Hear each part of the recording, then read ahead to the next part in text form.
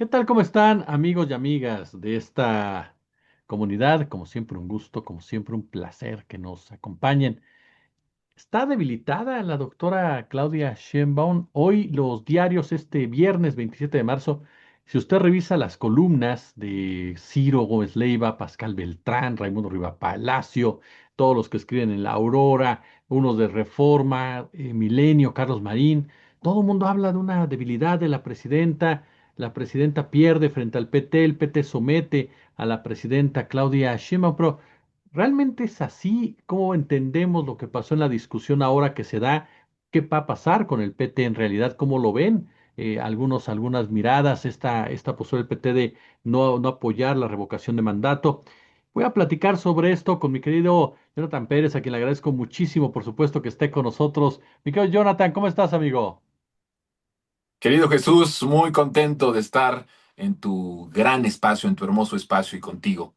No, Gracias por hombre, invitarme. el agradecido siempre soy yo, hermano. Usted, como bien lo sabe, Jonathan, un periodista de mucha calidad. Y querido, pues yo empezaría preguntándote por ahí, ¿está débil la presidenta, como dicen todos estos personajes? ¿Cómo manejamos esta situación que se vivió después de todo este aquelarre de la revocación de mandato? No, yo creo que la presidenta en estos momentos está más fortalecida incluso que antes que la reforma electoral y antes que el plan B. Eh, Creo que tiene que ver toda esta narrativa y este discurso con una percepción del viejo régimen. En el viejo régimen, mientras se obedecían a los poderes fácticos, a los intereses extranjeros, a los intereses privados, era conforme más se fortalecía el régimen. Mientras más alejados estuvieran de lo que el pueblo quiere, más estaban ellos fortalecidos. Esa era la lógica. De hecho, esa es la fórmula del antiguo régimen. Mientras más obedecen a los grandes capitales, a los oligarcas, a los intereses yanquis, a los intereses de los grupos criminales, pues más fortalecidos estaban. Desde el 1 de diciembre de 2018 la ecuación está completamente invertida. Aquí te fortaleces en este proceso de transformación y es algo que no entiende la oposición mediática. De verdad no la entienden, ¿eh? No es un asunto de que se hagan. Realmente no la entienden, no perciben otra forma de democracia que la de la trampa, que la del dinero, ¿no? Lo vimos cómo se oponían a la reforma electoral. Pero es un asunto de percepción. Acá en la cuarta transformación, mientras más obedeces al pueblo, más te fortaleces. Es una ecuación completamente distinta, pero es una fórmula que llevamos aplicándole a nuestro país 7 años. Es decir, estamos todavía en un proceso de construcción de esta fórmula, de entendimiento de esta fórmula, para que podamos tener un entendimiento también mucho mejor de este proceso. Ahora, son 7 años en los que se fortalece quien ama al pueblo, quien obedece al pueblo, quien respeta al pueblo. Todo lo contrario a lo que pasó en los 40 años del neoliberalismo, si tomamos en cuenta el inicio del neoliberalismo a principios de los 80 y el fin del neoliberalismo en nuestro país como sistema político en el 2018, pero si nos vamos hacia atrás en el PRI de los 60s y los 70s, el PRI autoritario, el PRI de la guerra sucia, el PRI del autoritarismo, pues estamos hablando de que es un sistema y una aplicación de sistema y una percepción de sistema ya muy arraigado durante mucho tiempo en la historia de nuestro país. Estamos en un proceso donde estamos aprendiendo también que aquí gana el que obedece al pueblo, aunque ciertos factores, incluso internos, como fue el caso de la reforma electoral y el plan B, que incluso si tus aliados, los que han formado junto contigo la mayoría política que hoy gobierna, incluso si ellos se desvinculan, zigzaguean, si tú como presidente, en este caso nuestra presidenta, si la Claudia como presidenta le cumple al pueblo, respeta al pueblo, eso es el fortalecimiento.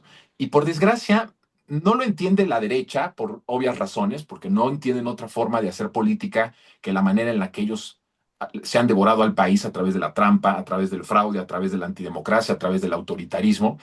Pero también ahora estamos viendo de los propios aliados, que me da mucha risa, y ya si quieres entramos en materia en respecto al PT, pero nada más quiero decir este comentario porque es creo que muy importante que alguien que dice hemos acompañado a López Obrador, ¿no? Al obradorismo, porque se utiliza mucho el nombre de López Obrador cuando les conviene, ¿no? Y dicen hemos estado con la fundación del obradorismo y la fundación de la Cuarta Transformación. Y eso es lo peor de todo, que siendo fundadores, que siendo personas que han acompañado a López Obrador o empezaron a acompañar a López Obrador desde hace ya muchas décadas atrás, llegando a este momento, pareciera que no entendieron nada. Y no entendieron nada en el sentido de que para ellos fue mala idea respaldar un proyecto, una ley que en sí misma tenía más del 80% de respaldo. Y tampoco eso lo entiende la derecha ni la derecha mediática, porque en el momento en el que ellos están diciendo está debilitada, nadie le hace caso, bueno, basta ver los números. La presidenta Claudia Sheinbaum está en el mejor momento de su gobierno, porque ella en sí misma representa un 80% de respaldo popular y las últimas dos grandes reformas, leyes que manda el Congreso, tienen arriba del 80% también solo el mismo texto. Solo el texto en sí mismo tiene otro 80-82%. Te doy un dato. En el caso de la reforma electoral, una presidenta 80% y la reforma electoral, esa que rechazaron, la inicial, del 80% también. La otra de eliminar privilegios y pensiones, pues la presidenta con 80% y esta con 82.1%. Entonces, ¿quién pierde en esta nueva dinámica de percepción y de estructura y de correlación de fuerzas? ¿Quién es el que en realidad pierde? ¿Quién sigue obedeciendo al poder fáctico? ¿Quién sigue obedeciendo a los intereses individuales o de grupo, a los intereses extranjeros, a los intereses fácticos, incluso criminales? ¿O quien obedece al pueblo, que es de donde dimana el poder, que es el soberano? Entonces, me parece que fallan y fallan de una forma muy estrepitosa cuando no están entendiendo que la dinámica del poder ha cambiado. Un actor que fue jodido, que fue olvidado, que fue humillado, que fue pisoteado, asesinado, desaparecido, empobrecido, ese factor pueblo que estaba abajo, hoy es un factor que es mucha pieza y que en la percepción del proyecto de la Cuarta Transformación es ilimitado.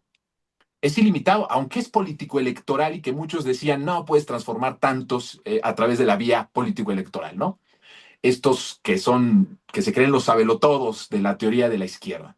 Pues se han equivocado también profundamente, afortunadamente, porque creo que la percepción, el proyecto a futuro de la Cuarta Transformación es de un México eterno, cuando Andrés Manuel decía, arriba los de abajo y abajo los privilegios, estaba diciendo qué país, por qué país luchar y cuál es la meta de ese país, que los que están abajo estén en el centro, estén arriba y que los de arriba, que han sido los privilegios, que han sido los que se han enriquecido del presupuesto público, de los que han vivido de la corrupción, de los que han estado haciendo negocios incluso con el crimen organizado, vayan abajo. Esa es la nueva ecuación de poder en nuestro país. En esa ecuación nueva de poder, gana quien obedece, respeta y ama al pueblo de México. Me parece que la presidenta Claudia Sheinbaum va por ese camino. ¿Cómo puede ser debilitada una persona, una mujer, que está haciendo lo que el pueblo quiere que haga?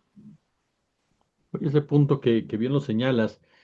eh, y al pueblo le llega ese mensaje, mi querido Jonathan, los datos, los cifras, los números que bien citas, nos darían una certidumbre ante ello. Entonces se topa una disociación, por ejemplo, en el caso ahorita del PT, el caso del PRI, del PAN, de aquellos que deciden no acompañar este tipo de propuestas, que uno pensaría, pues caray, ve más allá de la figura política y piensa cuál es el apoyo que está teniendo esa propuesta de la ciudadanía hasta para tu propio beneficio. Pero aquí nos topamos con una cerrazón que es lo que hacia allá va el cuestionamiento, disociación como tal o desinterés de lo que quiere la gente. Mira, en los partidos tradicionales, los partidos del antiguo régimen, no es de ninguna forma un asunto de que no se den cuenta en el sentido de que saben, porque ven las encuestas, incluso las presumen en donde Morena va arriba, ¿no? Vimos ahí esta imagen con Alito y Ciro Gómez Leiva a presumir un segundo lugar, pero 30 puntos abajo de Morena, ¿no? Y eso para ellos es algo que presumen. Sí saben, obviamente, que Morena, que la coalición que hoy gobierna nuestro país, pues tiene un apoyo impresionante. Por supuesto que eso lo saben perfecto, pero no están metidos en esa lógica de decir, ah, no, ahora vamos a hacer algo por el pueblo, porque en realidad aborrecen al pueblo.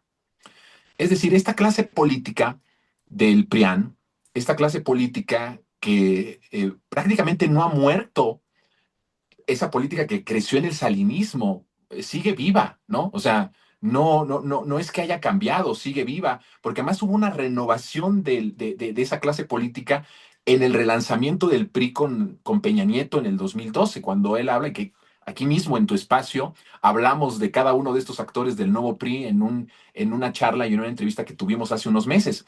Entonces, esa clase política aborrece al pueblo.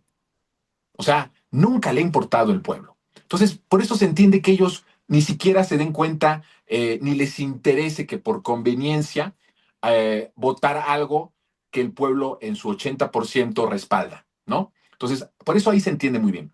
En el caso del PT y del Verde Ecologista, es otra cuestión. Ahí es diferente. Ahí lo que estamos viendo es que no hay que olvidar, Jesús, que esta clase política gobernante es una clase gobernante de transición. Así hay que percibirla.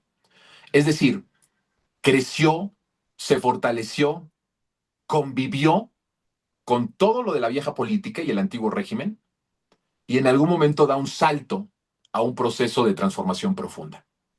Es un momento interesante y esto es algo muy interesante. Estamos hablando de una clase política que sigue conviviendo entre lo que siempre vio, como fue educado incluso, y ahora el decir, híjole, todo es por el pueblo y para el pueblo, ¿no? Entonces, es una transición, es una clase política de transición. ¿Y cuál es el límite de esa clase política de transición? Creo que es muy sintomático lo que sucede con el PT porque nos muestra un panorama para que el pueblo decida qué hacer.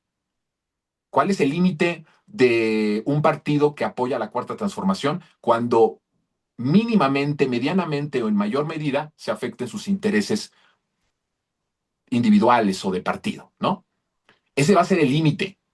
Si estos partidos siguen siendo esa coalición por la cual el pueblo accede a los puestos más importantes de representación popular, ya hoy sabemos que sí lo harán siempre y cuando no afecten, por mínimo que sea, sus intereses económicos y sus intereses existenciales, Jesús, porque el problema con el PT y con el Verde Ecologista es que al votar en contra de la reforma electoral, calculaban, amenazaba su propia existencia como partidos políticos y decidieron votar a favor de ellos mismos y de sus intereses antes que votar por el pueblo. Entonces, esa va a ser ya nuestro límite con el PT y con el Verde Ecologista.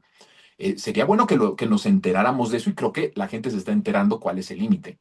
Por eso no hablo yo de traición y no estoy hablando de estos calificativos que de repente se están utilizando, aunque evidentemente pues sí es una traición, pero lo que quiero decir es, en el análisis profundo no estoy poniendo estas frases, sino que estoy poniendo o proponiendo un análisis mucho más profundo para también nosotros ir madurando políticamente en el proceso en el que estamos y entender las debilidades de la clase política que hoy nos gobierna, que está en transición y que hoy vimos que su límite para estar con nosotros, para estar con los intereses colectivos y populares, va a ser sus intereses personales, sus intereses de grupo y sus intereses partidistas.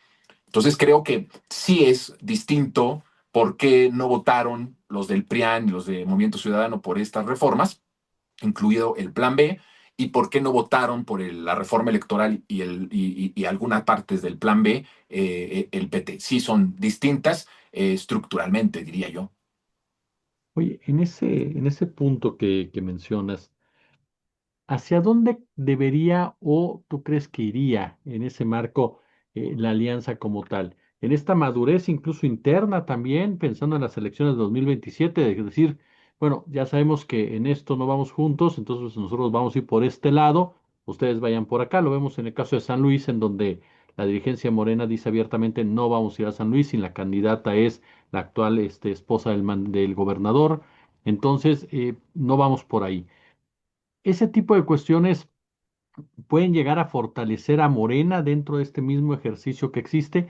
Y en ese mismo marco te preguntaría, la figura de la doctora Claudia Sheinbaum como presidenta de México, ¿necesitaba esa revocación en este momento o el simple hecho de llevarla después le juega de las mismas formas? Mira, yo creo que era una buena idea llevarlo en el próximo año, la revocación de mandato. Me parece que era importante que se unificaran todas las votaciones, todos los ejercicios que va a haber. La elección del próximo año es una elección muy grande, como tú lo sabes, y me parece que por cuestión presupuestaria, por cuestiones políticas, era importante que estuviera ahí. De todas formas, sea en el 2028 o en cualquier otro año que se hiciera, la presidenta va a salir con muy buenos resultados, aunque prácticamente tal vez la participación no vaya a ser la esperada o la que se esperaría, ¿no? Y en ese sentido creo que habría sido buen ejercicio que se hiciera esta parte de medir a la presidenta en un ejercicio intermedio en donde hay más votación porque se renuevan gubernaturas, Congreso, el propio Congreso Federal, pues también se renueva, ¿no? Entonces, podría ser un buen ejercicio el que fuera en el 2027, pero que ahora ha quedado totalmente sepultado. El resultado va a ser el mismo, ¿no? Hay un consenso popular muy interesante en nuestro país.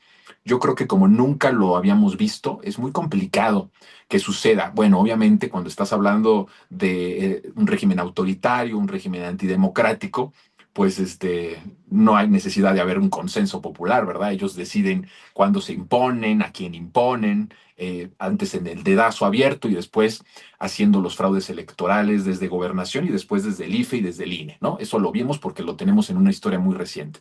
Pero es muy difícil en democracia tener un consenso tan grande como el que tiene este proyecto de nación.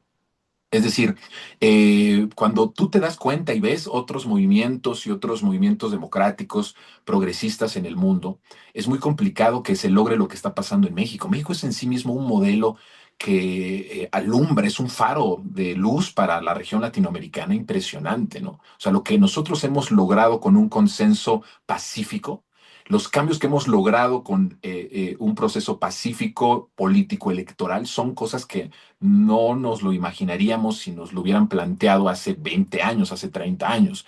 Y sin embargo está sucediendo. Entonces creo que en ese sentido, pues la presidenta saldrá bien librada. ¿Por qué? Porque hay un consenso popular pacífico en donde la gente está de acuerdo en este proyecto de nación.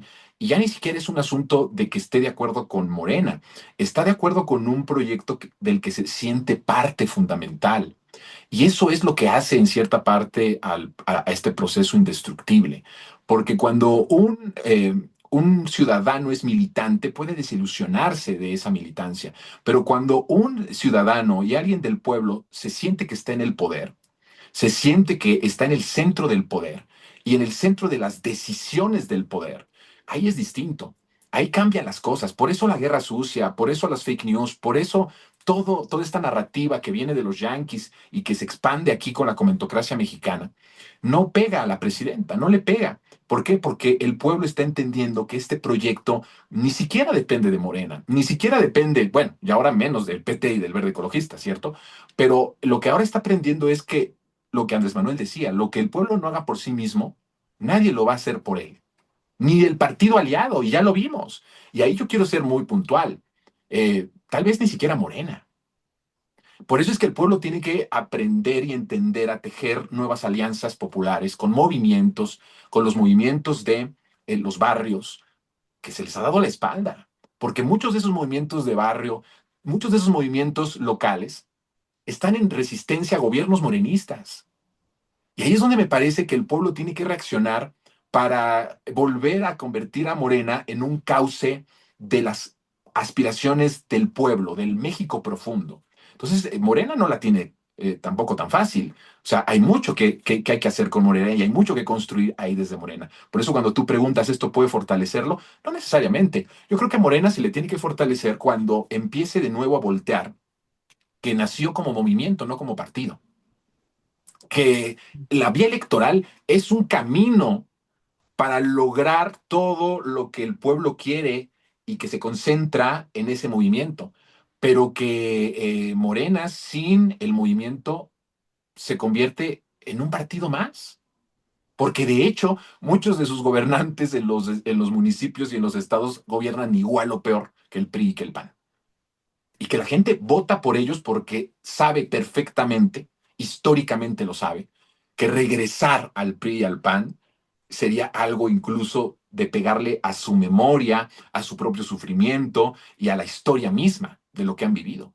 Entonces, me parece que ahí Morena tiene que fortalecerse. No está exento de esto que está pasándole al PT y al Verde Ecologista, simplemente le ha tocado ser el partido mayoritario y en todo caso sería el que al que menos le podría afectar, ¿no? Digamos, una reforma de estas magnitudes. Pero como yo veo las cosas, me parece que el fortalecimiento de Morena no tendría que ir proporcional al debilitamiento de los dos partidos aliados, sino tendría que ser proporcional a escuchar más al pueblo, de volver a escuchar al pueblo y de no olvidarse que antes que partidos son movimiento y que tienen que escuchar al movimiento social, que tienen que escuchar a los de abajo. Eso es lo importante. Mi querido Jonathan Pérez, yo como siempre quiero agradecerte muchísimo, de verdad, estos minutos para la comunidad, invitar a la gente a seguirte en Capital 21, así como también en tu canal de YouTube. Muchas gracias, querido amigo. Te mando un fuerte abrazo, mi querido Jesús. Gracias por todo y nos vemos muy pronto.